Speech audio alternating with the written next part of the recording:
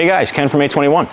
So your car's at a shop and you were told that you have to do a blind spot monitor calibration. What does it look like? You know, we've talked about it before. I never really got all that deep into it, but here it is.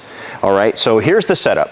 The setup is you need a certain space, right? And actually on this car, it's rather large, 40 feet and almost 40 feet in width that you need, and then 15 feet or almost 16 feet behind the car. So there's a fair amount of space that you have to have clear to do this calibration.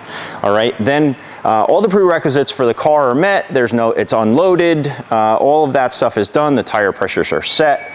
So you bring the car into the space, you have to pull the center line, so now you're gonna get plumb bobs and do all that stuff, pull your center line.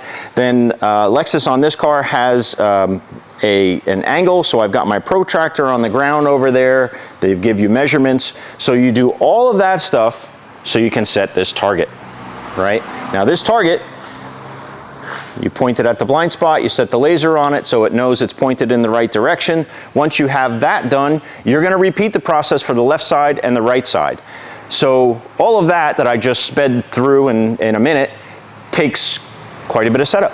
And then when we do that, we're gonna go tell the computer, and this is the part that I've always left out for you. So let's go over to the computer. So we're in Toyota's Lexus GTS Plus, that's their diagnostic tool. And what we're gonna do is we're gonna go to the beam adjustment for this vehicle. And we're gonna go here, it's gonna process in another window.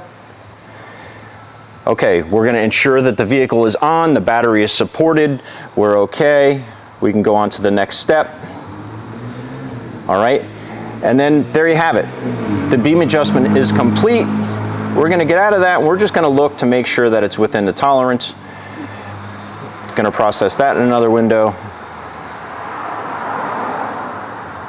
Okay, and we're 1/10 or almost 2/10 of a degree is the thing, and that is the allowable range, within the allowable range, and that is it. And like I said, we're gonna repeat that process for the other side as well. But that is really what's involved in doing just a relatively simple, this is one of the more easy calibrations to perform, but that's what's involved in doing a blind spot monitor calibration. That's it for today. I'll see you tomorrow.